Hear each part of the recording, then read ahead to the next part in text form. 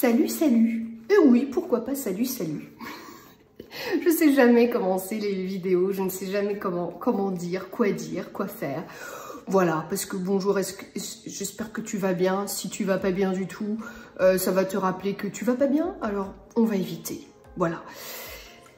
Aujourd'hui, on va parler formation et on va parler de ces personnes qui ressentent profondément le besoin de faire des dizaines de formations parce que elles pensent, quand je dis elles, c'est les personnes, hein, c'est pas forcément des femmes, elles pensent, ces personnes-là, que le fait de multiplier les formations, elles vont s'apporter de la légitimité dans leur travail.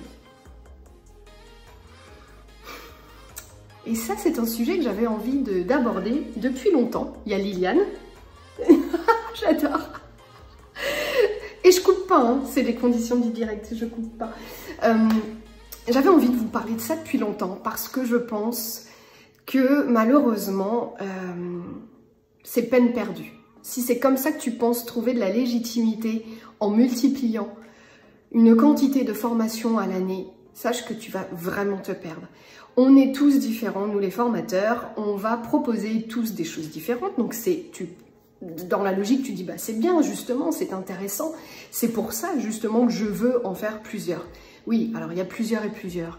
Entre les personnes qui vont faire une formation par an et les personnes qui vont en faire 4-5 par an, c'est pas la même chose.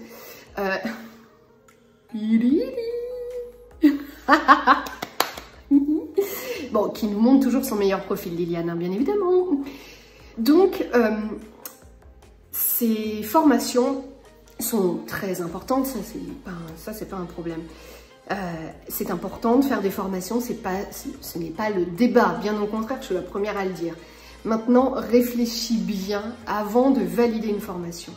Réfléchis avant de passer le cap en te disant est-ce que c'est la bonne personne, est-ce qu'elle va m'apporter ce que j'attends, etc., etc. Se renseigner aussi auprès des autres stagiaires, auprès des autres, comme moi je les appelle, accompagnés, élèves, enfin vous prenez le mot que vous voulez, peu importe, mais en tout cas des personnes qui auront aussi fait des formations avec ou ce photographe. Ne croyez pas qu'en multipliant les formations, en faisant plein, eh ben, vous allez être une ou un meilleur photographe. Non, et justement, ça risque de vous perdre. Parce qu'on aura tous des enseignements différents, vous allez apprendre des choses différentes et du coup, à chaque fois, vous allez ressortir en vous disant « Ok, je revois ça ». Sauf que j'avais déjà vu ça il y a 3 mois avec la formation d'un tel. Et je le vois bien, moi j'ai des personnes qui ont fait énormément de formations. J'en ai certaines qui n'en ont pas faites et qui vont faire un accompagnement avec moi et ce sera le premier, mais j'ai d'autres personnes qui ont fait plein de formations. Et vraiment, il faut récupérer ces personnes-là qui, enfin voilà, ont j'allais dire un background, enfin voilà, vraiment des arriérés, on va dire. Vraiment, ce qui s'est passé avant, il faut travailler là-dessus. Et le but d'une formation, à mon sens, c'est qu'elle vous serve dans le temps, mais pas que juste un temps en vous disant bah tiens allez je refais tout et puis bah j'ai appris tel nouveau post-traitement donc je vais tout revoir là maintenant avec cette formation que je viens de faire et puis dans 2 mois je vais refaire une autre formation et puis je reverrai tout mon post-traitement, etc. Et on se perd parce qu'en fait pendant qu'on est en train de faire ça, pendant qu'on est en train de copier le confrère ou la consoeur, on n'est pas en train de se chercher. Et je pense qu'il vaudrait mieux se dire, bah, je vais me faire aider, me faire accompagner d'un point de vue peut-être plus psychologique pour apprendre à me connaître, plutôt qu'aller multiplier des formations techniques, ceci, cela, pour apprendre à mieux faire ceci, à mieux faire cela. Alors oui, c'est bien, mais à mon sens, être un bon photographe, c'est d'abord quelqu'un qui se connaît particulièrement bien. Les meilleurs psychanalystes sont ceux qui ont été psychanalysés. Et ben voilà, je ne vais pas te dire que les meilleurs photographes, ce sont ceux qui se font photographier, mais l'idée, c'est bien de se connaître. Parce que le métier de photographe, c'est d'aller extraire, aller chercher, aller capter au plus profond de l'autre ce qu'il est véritablement. Et ça, si toi, tu ne te connais pas parfaitement, même si on ne se connaît jamais parfaitement, mais voilà, si en tout cas tu ne te connais pas bien, tu ne pourras pas aller aider l'autre à se révéler. en tout cas dans ma manière de travailler. Attention, je le dis et redis, ce ne sont que mes propos. Si tu n'es pas d'accord avec ce que je dis, c'est pas grave et c'est normal, parce qu'il faut tout pour faire un monde et voilà, il n'y a pas de souci. Maintenant, c'est ce que je pense, c'est le photographe que moi je suis. Et véritablement, si tu veux être ce genre de photographe, ce n'est pas en multipliant des formations tous les ans, en les enchaînant, que tu vas y arriver. Parce que avant tout, je te dirais que la meilleure des formations, c'est peut-être... alors, moi, j'en parle assez souvent. Si tu connais ces vidéos, si ça fait longtemps que tu es là, tu connais déjà ce discours. Mais si tu me découvres au travers de cette vidéo, eh bien, sache que y a eu un gros changement, un tournant suite à un événement personnel. Et j'ai demandé un accompagnement en sophrologie. Donc, ma sophrologue m'a accompagnée pendant 2 ans. Pour un sujet particulier, et puis après, il y a eu d'autres sujets. Et en fait, bah, grâce à elle, ma petite Séverine, eh bien grâce à elle, j'ai appris à m'écouter, à me comprendre, j'ai appris à me connaître en fait. Et ça a été un événement, enfin, ça a été un effet déclencheur, pardon, sur plein de choses. Ça a eu bien évidemment des effets sur ma vie personnelle, mais si moi, d'un point de vue personnel, les choses ont changé, vous imaginez très bien que d'un point de vue professionnel, les choses ont changé.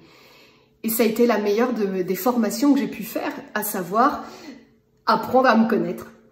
Donc, je pense vraiment que le fait de faire beaucoup de formations, d'être très boulimique comme ça d'apprentissage, ça peut être aussi... Enfin, je pense qu'il y a quelque chose derrière, il y a quelque chose de sous-jacent qu'il faut creuser, il faut comprendre. Je suis la première à aimer apprendre. Vraiment, j'adore ça. Vraiment, je suis quelqu'un qui, voilà, alors j'aimais apprendre, j'aimais pas l'école, mais j'aimais apprendre. J'aimais pas le système scolaire, mais moi j'aimais apprendre. Enfin voilà, j'ai fait tout un tas d'écoles différentes parce que j'aime ça et j'ai toujours aimé apprendre. Mais il y a des limites aussi parce qu'à un moment on se perd dans tout ça, dans tout ce savoir entre guillemets. Donc si vous pensez que ça va vous apporter plus de légitimité, non. C'est comme de dire, ouais mais moi j'ai un super matos. Bah non. Pendant 9 ans, je n'ai pas eu de plein format, d'appareil photo plein format pendant 9 ans. J'ai travaillé avec de bons appareils photo, ouais c'était de bons appareils photo milieu de gamme. Le haut du panier dans le milieu de gamme, certes, mais c'était pas du plein format. C'était pas des appareils dits pro, mais semi-pro. Et alors? Mais ça... Enfin, je m'en fichais, quoi. Donc, ne cherchez pas de la légitimité grâce à ça, parce que vous allez courir après quelque chose que vous n'obtiendrez jamais. Donc, je pense qu'il vaut mieux aller chercher des réponses ailleurs. Les réponses, elles sont ailleurs. Et je pense à X-Files. Bref, voilà ce que j'avais envie de te dire aujourd'hui. C'est particulier, je pense, j'ai peur de me faire défoncer. Et vraiment, je le dis en toute bienveillance parce que je suis comme ça et que je suis pas quelqu'un de méchant et que je vous dis ce que moi je ressens. Maintenant, j'entends parfaitement que tu sois pas OK avec moi, il n'y a pas de problème. Voilà, c'est comme ça. Mais moi, c'est ce que je pense. Et j'avais envie de te partager ça aujourd'hui. Donc j'espère que cette nouvelle vidéo t'a plu et que ça résonne pas trop parce que vraiment ça résonne ici. Donc bon, je vais me débrouiller en post-traitement. Je regarde parce que j'ai ma grosse Liliane qui veut sortir, la coquine.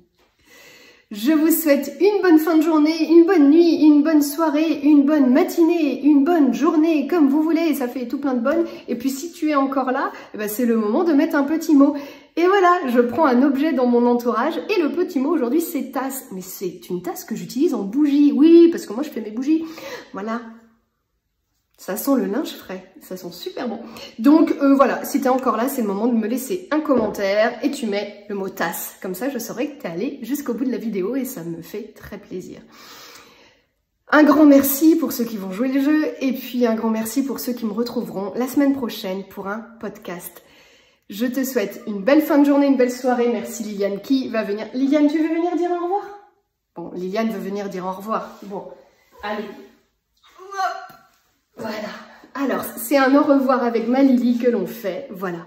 Je vous souhaite à tous une belle journée, soirée, comme vous voulez. Et puis on se dit à très bientôt ici, là-bas ou ailleurs.